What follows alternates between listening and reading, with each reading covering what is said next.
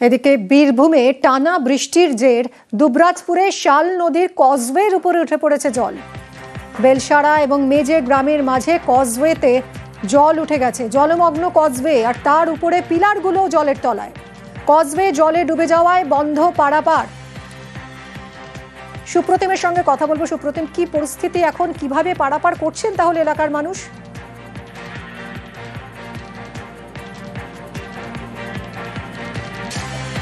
সুপ্রতিমের সঙ্গে কথা বলবো। তবে এই কজওয়ের উপরেই নির্ভরশীল 10টা গ্রামের মানুষ, যারা এই মুহূর্তে চরম বিপাকে পড়েছেন, কারণ কজওয়ে জলের তলায়। টানা বৃষ্টি চলছে আর তার জেরে এই পরিস্থিতি।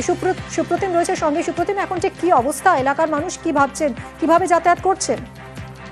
দেখো, এলাকার মানুষ কিন্তু এখন ঘুরপথে যাতায়াত করছে এবং ঝাড়খণ্ড এবং বীরভূমের এই যে কয়েকদিন ধরে বৃষ্টিপাত চলছে এবং তার জেরে কিন্তু ঝাড়খণ্ডের এই যে শাল নদীতে কিন্তু ইতিমধ্যেই জল বেড়েছে এবং আজকে সকাল থেকে কিন্তু এতটাই জল বেড়েছে যে বালিজুড়ি গ্রাম পঞ্চায়েতের বেলছড়া এবং মেঝে গ্রামের মাঝখানে থাকা যে কজওয়ে তাতে কিন্তু উপর দিয়ে জল বইছে এবং বিপদসীমার উপর দিয়ে জল বইছে, যার ফলে প্রায় 8 থেকে 10টি গ্রামের মানুষ কিন্তু ঘুরপথে যাতায়াত করছে এবং স্থানীয় পুলিশের তরফেও কিন্তু ওই কজওয়ের উপর দিয়ে যাতায়াত ইতিমধ্যেই বন্ধ করে দেওয়া হয়েছে, কারণ যেহেতু জল বাড়ছে সেটা মাথায় রেখে এই সিদ্ধান্ত।